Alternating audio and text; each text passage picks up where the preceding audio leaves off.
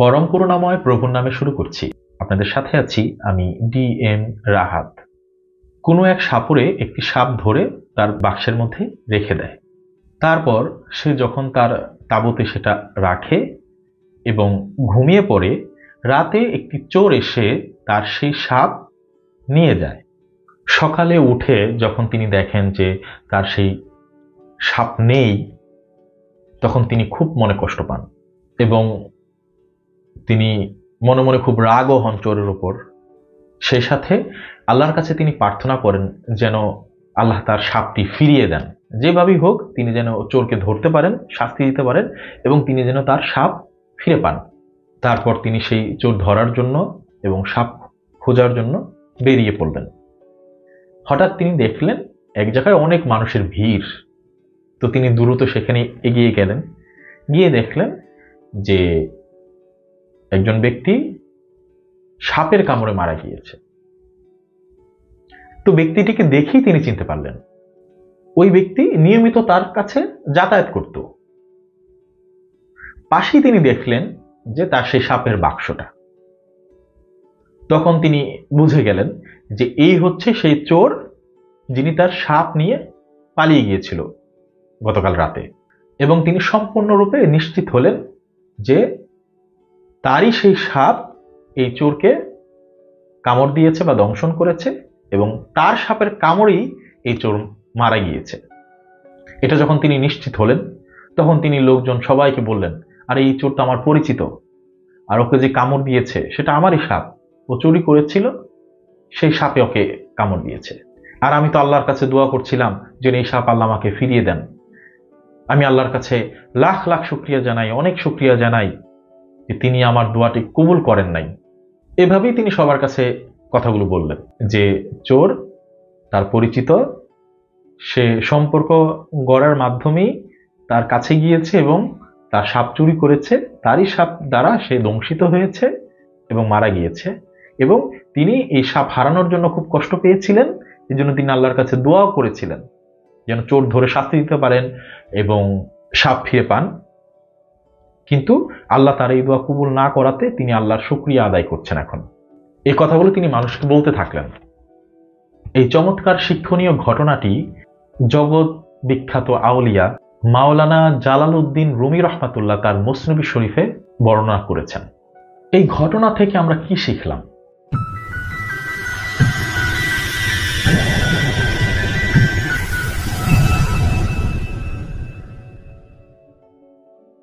এই ঘটনা থেকে আমরা যেটা শিখলাম সেটা হচ্ছে আমাদের সব চাওয়া পাওয়াই ঠিক নয়, আমাদের সব দোয়াই আমাদের জন্য মঙ্গলজনক নয়।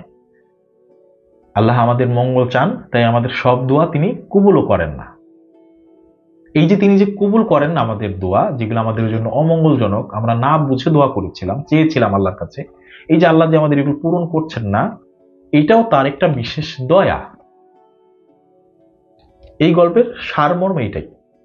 এখানে যেটা ঘটেছিল, ঠিক আমাদের বাসায় বা কোনো কিছু যখন চুরি হয়ে যায়, আমরা অনেকেই বা মোটামুটি সবাই একই ধরনের রিয়াকশন দেখাই যে চোর ধরতে পারলে তার খবর আছে, গালিগালাজ যা আছে তা তো করতেই হবে, সে চোর শুনুক বা না শুনুক, আশেপাশের মানুষ তা শুনবে, সবাই এটা নিয়ে কথা বলবে, আর অবশ্যই সে তার বস্তু যেন ফিরে পায় যেটা চুরি হয়েছে। এবং চোরকে কেন্দ্র করে আল্লাহর দরবারে অনেক অভিশাপ দিয়ে থাকে। সাধারণ কোনো বিষয় হলে ফিরে পাওয়ার তেমন কোনো আশা রাখে না, কিন্তু মূল্যবান কিছু হলেই আল্লাহর কাছে দোয়া করতে থাকে যে আল্লাহ আমার এই জিনিসটা ফিরিয়ে দিও। কেউ কেউ তো মানত করেন জিনিস ফিরে পাওয়ার জন্য। তাছাড়া এমন অনেক ঘটনাও আপনারা পাবেন যে চোর যেন শাস্তি পায় এজন্য অনেক টুটকা করে, যে চোরের গলা দিয়ে রক্ত বের হবে, চোর বিনাশ হয়ে যাবে, বিভিন্ন ধরনের জাদু মন্ত্র, যে যার যার মতো অনেকে এগুলোও করে। বিষয়টা খুব হাস্যকর হলো এমন ঘটনাও আছে। অর্থাৎ সে এতটা বিরক্ত, ধরেন কারো বাসার আম চুরি হয়ে গেল, কলা চুরি হয়ে গেল, তারা কিন্তু মনে কষ্ট পান এবং তারা গালাগালি করে। হয়তোবা আম জাম কলা কাঁঠাল ওগুলি ফেরত পাওয়ার আশা রাখেন না, কিন্তু চোরকে গালি দেন, অভিশাপ দেন, তাকে শাস্তি দেওয়ার জন্য যখন কোনো কিছুই পারে না, এমন অবস্থাও হয় যে যারা একটু কম বুদ্ধিমান তারা সেই জ্ঞানও রাখে না, যেভাবেই হোক তাকে শাস্তি দিতে হবে, তখন কোনো তদবির করে, কোনো ফকিরের কাছে যায় যেন ওই চোরের বড় ধরনের কোনো ক্ষতি হয়, হোক বা না হোক সে একটা কিছু করে শান্তি পাবে। এই হচ্ছে মানুষের অবস্থা। আর যদি খুব মূল্যবান জিনিস হয়, ঘরের খুব দামি জিনিস বা খুব প্রয়োজনীয় কিছু, তাহলে তারা চায় যে তারা যেন সেটা ফেরত পায়, আল্লাহর কাছে তারা বিভিন্ন দোয়া দরুদ করতে থাকে। তো এই সাপুরেও ঠিক সেই কাজই করেছে। পরে তিনি ঠিকই বুঝতে পেরেছেন যে এই সাপ চুরি হওয়াতে তার ভালো হয়েছে। ওই যে চোর ছিল, সে যদি এটা চুরি না করতো তাহলে এই দেখা যাইতো এই সাপ তাকেই দংশন করতো, তিনি মারা যাইত। তো এটা তার জন্য ভালো হইলো, এই জন্য সে আল্লাহর কাছে শুকরিয়া আদায় করলো। তো মাওলানা জালাউদ্দিন রুমি রহমাতুল্লাহ শুধু এই সাধারণ ব্যাপারগুলোই বোঝান নাই, তিনি আরো গভীর কিছু বোঝাতে চেয়েছেন। অবশ্যই হয়তো পারে আমরা খুব কম বুঝি, যতটুকু বুঝি সেখান থেকে এক একজন এক একভাবে ব্যাখ্যা করি। তো এই গল্পের যে রহস্য বা যে শিক্ষা, সেটা হচ্ছে এই যে সাপ, সেটা হচ্ছে আমাদের দুনিয়াবি মোহ, দুনিয়াবি বস্তুগুলো, এটা মূলত সাপই। দুনিয়াবি যে বিষয়গুলো আছে সবকিছু আমাদের জন্য কল্যাণকর নয়। যেভাবে একজন সাপুরে সাপ ধরে রেখে সে সেটাকে সম্পদ মনে করেছিল এটা গনিমতের মাল, বিশাল বড় কিছু। আমরাও দুনিয়াবি সেসব বিষয়কেই কি অনেক মূল্যবান ভাবি, যা আমাদের জন্য ক্ষতিকর, আমরা বুঝি না। দুনিয়াবি অনেক বিষয় আছে যা সাপের মতোই বিষাক্ত, কিন্তু আমরা সেটাকে অনেক বড় মূল্যবান কিছু মনে করি, আমাদের ঘরে এনে যত্ন করে রাখি, আমাদের কাছে যত্ন করে রাখি। সেটা দুনিয়াবি ধন সম্পদ হোক বা যে কোনো বিষয়ই হোক, এরকম অনেক কিছু আছে যা বিষাক্ত, সাপের ন্যায়, কিন্তু আমরা সেটাকে মূল্যবান ভেবে নিজেদের মূল্যবান বস্তু মনে করে রেখে দেই, যত্ন নেই। যখন সেটা হারিয়ে যায় তখন আমরা ব্যথিত হই, আল্লাহর কাছে সেই বস্তুই ফিরে পেতে চাই। এখানে শুধু চুরি হওয়া বস্তু বা চোর উদ্দেশ্য নয়, এখানে হারিয়ে যাওয়া উদ্দেশ্য। যখন আপনার অনেক টাকা পয়সা ছিল, কোনো কারণে আপনার অনেক লোকসান হলো, হারিয়ে গেল, তখন আপনি কি করেন? অনেক ব্যথিত হন এবং আল্লাহর কাছে সেই টাকাগুলো ফেরত চান। যেভাবে হোক আল্লাহ আরেকটা পথ দেখাও, ব্যবসাটা যেন ভালো হয়, আবার যেন গুজগাছ করতে পারি। দোয়ার ধরন যেমনই হোক, উদ্দেশ্য হচ্ছে যা হারিয়ে গিয়েছে তা যেন আবার ফেরত আসে। ধরেন কেউ নির্বাচনে দাঁড়িয়েছে, সে কোনো কারণে হেরে গেল, তাহলে সে কি করে? সে পুনরায় দোয়া করে, আল্লাহর কাছে চায়, আল্লাহ আমাকে তুমি জিতিয়ে দাও, এবার তো হলো না, আগামীবারের জন্য। যা হারিয়ে যায় তা সে আবার আল্লাহর কাছে চায়। দেখা গেল কেউ ধরেন 3বার এমপি হয়েছে, 4র্থবার সে পাশ করতে পারলো না, এমপি হলো না, তখনও সে আল্লাহর কাছে সে সেটাই চাইবে যে আল্লাহ আগামীবার যেন আমি পাই, কেন পেলাম না এবার। কোনোভাবেই তার মন ভরছে না, ক্ষমতা হোক, যে কোনো বিষয় হোক, অর্থ সম্পদ, জায়গা জমি, বন্ধুত্ব, যে কোনো কিছুই হোক, নাম যশ হারিয়ে গেলে সে আবার আল্লাহর কাছে চায়, দোয়া করে, আল্লাহ আমাকে সেটা ফিরিয়ে দাও। অনেক সময় তো আল্লাহ তা কবুল করেন, অনেক সময় কবুল করেন না, তখন বান্দা ব্যথিত হন, এভাবে বলে থাকেন, নিবাই যখন তাহলে দিলা কেন? দিতেই না। এক একজনের এক এক রকম পরিভাষা থাকে, যে তুমি যখন ফেরতে নিলা তাহলে এত কিছু আমাকে কেন দিলা? এরকম অভিযোগও স্রষ্টার প্রতি করা হয়। তো সব দোয়া আল্লাহ কবুল করেন না, সবকিছু ফিরিয়ে দেন না, সবকিছু রেখে দেন না, কিছু জিনিস তিনি কেড়ে নেন, কিছু জিনিস দেনই না। আমরা যা ভাবছি এমন নাও হতে পারে। অবশ্যই বান্দাকে বিশ্বাস রাখতে হবে, আল্লাহ বান্দার কল্যাণ চান, তার প্রভু তার কল্যাণের বাইরে কিছু চিন্তা করেন না। তার ভুলের জন্য শাস্তিটা অবশ্যই দেন, কিন্তু তখনও তিনি চেষ্টা করেন কিভাবে ক্ষমা করা যায়, কিভাবে শাস্তিটা কমানো যায়। তিনি তার বান্দার প্রতি প্রচুর দয়াশীল, তার চাইতে বড় দয়াশীল আর কেউ নেই, তার চাইতে বড় কল্যাণ করার মতো ব্যক্তি আর কেউ নেই আমাদের জন্য। বান্দা এটা বুঝে না। অতি সহজ বিষয়, পিতামাতার দিকে দেখলেই এটা দেখা যায় যে সন্তান এমন অনেক কিছুই চায় যা বাবা মা দেয় না। এর মানে এই না তাদের সামর্থ্য নেই বা তারা খারাপ, তারা এটা দেখা যায় এই জন্য দেয় না, ওই ইচ্ছা যদি বা ওই আবদার যদি পূরণ করে, চাওয়া যদি পূরণ করে, তাহলে সন্তান ক্ষতিগ্রস্ত হবে। ধরুন খুব ছোট বাচ্চা, সে খুব বেশি লজেন্স, আইসক্রিম এগুলো খেতে চাচ্ছে, বাবা মা সবসময় দেয় না, একটা নিয়মের মধ্যে রাখে, সন্তান কান্নাকাটি করলেও দেয় না, হতে পারে পাশে থেকে একজন বলে উঠবে, কেমন বাবা মা, সেই কখন থেকে এটা চাচ্ছে, 2 টাকার একটা লজেন্স কেন দেয় না? কিন্তু সে তো জানে না তার সন্তান আরো কত কিছু চায়। এই 2 টাকার লজেন্স সে আজকে চাচ্ছে এরকম না, সে কালকেও চাবে। ফলে তার কি বিভিন্ন ধরনের রোগ ব্যাধি হতে পারে, এটা তার বাবা মা জানে। বা এমনও হতে পারে অলরেডি তার সেই রোগ আছে, তার সেই বাচ্চার, সে কোনোভাবেই চায় না এই ইচ্ছা পূরণ করতে। ওই একটা লজেন্সই তার জন্য অনেক ক্ষতিকর, অন্য কেউ জানে না তাই তার আহাজারি করে। এমনকি সন্তান সেও তার বাবা মার প্রতি খুব রাগ দেখায়, ছোটবেলা থেকে বড় যাই হোক তারা রাগ দেখায় যে কেন দিবে না আমাকে, কান্নাকাটি চিল্লাপাল্লা জেদ দেখায়। কিন্তু বাবা মা কোনোভাবেই তা পূরণ করে না, যত যাই হয়ে যাক। কোনো কোনো বাবা মা এভাবে বলে, কাঁদতে কাঁদতে মরে গেল তোর এটা দিব না, এটা হবে না। এর উদ্দেশ্য এই না সে তার সন্তানকে ভালোবাসে না, এর উদ্দেশ্য হচ্ছে সে তার সন্তানের কল্যাণ চায়, কোনোভাবেই যেন সন্তানের ক্ষতি না হয়। কারণ সন্তান যা চাচ্ছে সেটা তার জন্য ক্ষতিকর, কোনোভাবেই উপকারী নয়। এটা তো সন্তান বুঝে না, কিন্তু তার বাবা মা তো বুঝে। তো বাবা মার চাই তো আল্লাহ তার বান্দাকে বেশি ভালোবাসেন।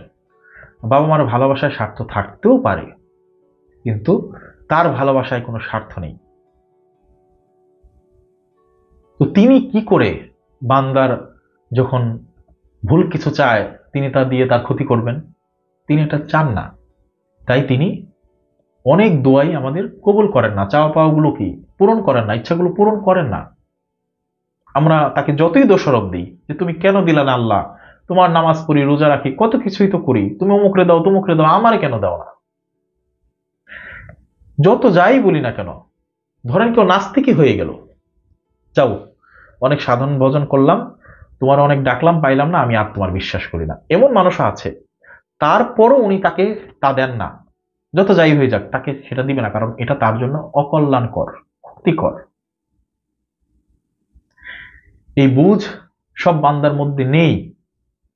কিন্তু যদি ওই সাপুরের মতো সে এটা প্র্যাকটিক্যালি দেখতে পারতো, তাহলে সে শেষে বলতো আল্লাহর কাছে হাজার হাজার লাখ লাখ কোটি কোটি শুকরিয়া, আল্লাহ আমার এই দোয়াটা কবুল করে নাই।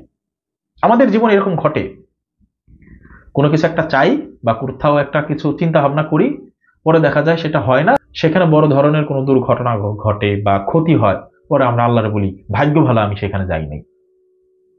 এভাবে আমরা বলি, আমাদের সবার জীবনে এই ধরনের ঘটনা আছে, কিন্তু আমরা এটাকে ধরে রাখি না যে এটা শুধু একটা বিষয় না, এরকম অনেক ব্যাপারই আছে। যদি আল্লাহ সেটা পূরণ করতেন আমরা ক্ষতিগ্রস্ত হয়ে যেতাম। তাই অনেক মহাপুরুষরাই এভাবে বলে গেছেন যে আল্লাহ যা করেন বা ঈশ্বর যা করেন ভালোর জন্য করেন। অনেকে এটা মেনে নিয়েছেন, অনেকে এটা মানেন নাই।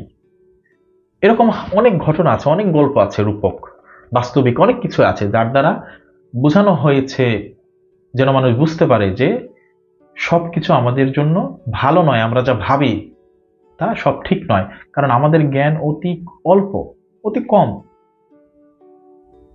যিনি আমাদের মালিক তিনি খুব ভালো জানেন আমাদের জন্য কোনটা কল্যাণকর কোনটা অকল্যাণকর। কেউ ধনী কেউ গরিব, দেখা গেল সে যদি ধনী হতো তাহলে হতে পারে তার কোনো ক্ষতি হয়ে যেত। এমন অনেক আছে না, অনেক ধনীরা অশান্তিতে আছে, অনেক বড় বড় বিপদে পড়েছে, কিন্তু অনেক গরিব আছেন যারা খুব সুখ শান্তিতে আছেন।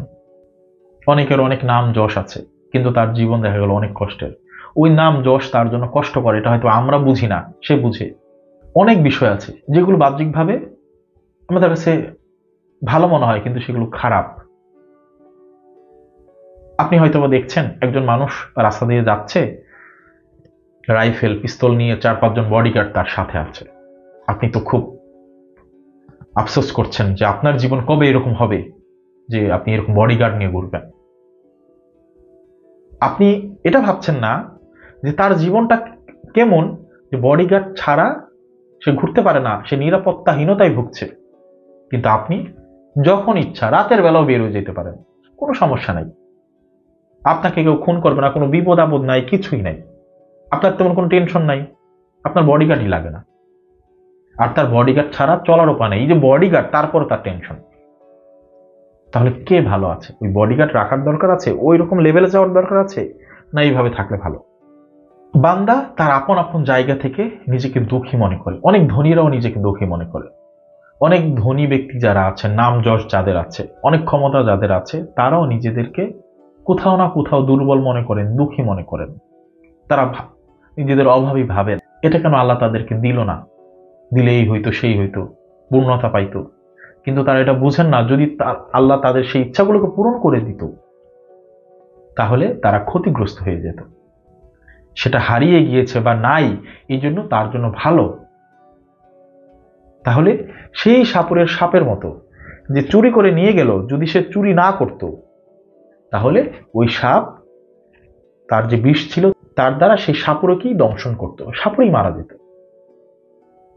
চুরি হওয়ার ফলে চোরও মারা গেল, সেই বিষাক্ত সাপও চলে গেল, সে মুক্ত থাকলো, বেঁচে গেল। এখন তিনি নিজের দোয়া কবুল না হওয়াতে আল্লাহর কাছে শুকরিয়া আদায় করছেন। কিছুক্ষণ আগেই তিনি বুক চাপড়াচ্ছিলেন, কারণ সে এটা বুঝতে পেরেছে। আমাদের জীবনে এরকম অনেক ঘটনা আছে, আমরাও বুঝতে পারি কিন্তু ভুলে যাই, নিরাশ হয়ে যাই। আল্লাহর প্রতি আমাদের কখনো নিরাশ হওয়া যাবে না, তার রহমত অসীম, এটা মনে রাখতে হবে। ছোটবেলা বাবা মা অনেক মারধরও করে, আমাদের সংস্কৃতিতে কালচার এটা আছে, পিতামাতা সন্তানের গায়ে হাত তুলে প্রচুর মারধর করে। সন্তান বড় হয়ে কি এজন্য বলে, এই আমার এত মারছিল কেন? শিক্ষকরা এখন হয়তো বা গায়ে হাত তুলে না, কিছুদিন আগেও এদেশে কালচারই ছিল শিক্ষকরা ছাত্রদের বেত দিয়ে মারত, অনেক মারত। কোনো ছাত্র কি বড় হয়ে সেই শিক্ষককে গিয়ে গালি দিছে, এই কেন আমার মারছিলেন, কেন আমার শান্তি দেন নাই, কেন আমার জীবনটা এত অতিষ্ঠ করে রাখছিলেন ছোটবেলা? না, কারণ এখন সে বুঝে তার শিক্ষকের ওই আচরণ, তার বাবা মার ওই কঠিন আচরণগুলো তার জন্য কল্যাণকর ছিল, তাই এখন আর সে গালি দেয় না। তার জন্য সে মনে মনে হয়তো ভাবে যে তখন যদি ওই শিক্ষক আমাকে এইভাবে শাসন না করতো তাহলে হয়তো আজকে আমি এই ভালো জায়গায় থাকতাম না। বাবা মা যদি তখন আমার সাথে এমন না করতো, কঠোর না হতো, তাহলে আমি হয়তো আমার অমুক বন্ধুর মতো হয়ে যেতাম, ওর মতো এমন হয়ে যেতাম, আমার অবস্থা খুব খারাপ থাকতো। এভাবে চিন্তা করে দুনিয়াবী বিষয় খুব দ্রুত হচ্ছে, সে বুঝে যাচ্ছে এগুলো। কিন্তু যখন বিষয়টা খুব গভীর, বড়, আল্লাহ কেন্দ্রিক, ভাগ্য, তকদির, এইসব ব্যাপার যখন জড়িত হয়, তখন সে নিরাশ হয়ে যায়, সে ঈশ্বরকে দোষারোপ করে, বা তার কোনো কিছু হারিয়ে গেলে সে খুব বেশি আফসোস করে এবং তা ফিরে পেতে চায়। সে একবার ভাবেও না এটা তার জন্য হতে পারে অকল্যাণকর, কারণ সে তো জানে না। সে যখন জানতো এটা তার জন্য অকল্যাণকর, তাহলে তো সে আর দুঃখী হতো না, সে সাপুরের মতো খুশি হতো। সাপুরেও তো খুশি হয়েছে পরে, তো এই খুশিটাই আগে হওয়া উচিত। সে যে সাপ ধরে রেখেছে, সাপ চলে যাওয়াতে সে দুঃখী, এটা তাকে আগেই বুঝতে হবে কোনটা সাপ, কোনটা ক্ষতিকর। যখন বুঝতে পারেনি, যখন হারিয়ে গিয়েছে, তখন অন্তত পক্ষে এটুক ভরসা আল্লাহর উপর রাখা উচিত যে নিশ্চয়ই এটা চলে গেছে, নিশ্চয়ই এটা ভালোর জন্য, হতে পারে এটা আমার জন্য ক্ষতির কারণ ছিল। এই ঘটনার মূল শিক্ষাকে সহজ ভাষায় যদি বলতে চাই, অল্প কথায়, তাহলে এই দাঁড়াই যে দুনিয়াবি মোহ মায়া, এই যে সাপ বিষাক্ত, তা নিজের কাছে না রাখাই ভালো। রাখলেও তা যদি কখন আল্লাহ নিয়ে নেন তাহলে তার জন্য আফসোস না করা। তাছাড়া দুনিয়াবি যত বিষয় আদি আছে, আমরা আল্লাহর কাছে কোনো কিছু চাচ্ছি, প্রার্থনা করছি, যখন তা কবুল হচ্ছে না, তা আমরা পাচ্ছি না, ঈশ্বর আমাদের সেই ইচ্ছা পূরণ করছেন না, তখন আমাদের নিরাশ হওয়া কোনোভাবেই উচিত না। আমাদের এটা মনে রাখতে হবে সব সময়, তিনি আমাদের পিতামাতার চাইতেও আমাদের আপন। পিতামাতা যেখানে আমাদের অকল্যাণকর কিছু চান না, অকল্যাণকর আবদার পূরণ করেন না, সেখানে সেই মহান রব, প্রভু, ঈশ্বর, তিনি কিভাবে আমাদের সেসব ভুল ইচ্ছাগুলোকে পূরণ করবেন যা আমাদের জন্য ক্ষতিকর? অন্তত এতটুকু বিশ্বাস, আস্থা প্রভুর প্রতি রাখা তার উচিত, প্রতিটি বান্দার জন্য এটা উচিত। আশা করব এই গল্প থেকে আপনারা প্রকৃত শিক্ষাটি গ্রহণ করে বাস্তব জীবনে প্রতিফলিত করবেন। দয়াল যেন আমাদের সেরকম মন মানসিকতা তৈরি করে দেন, আমরা যেন তার উপর আস্থা রাখতে পারি। আজ এই পর্যন্তই, ধন্যবাদ সবাইকে।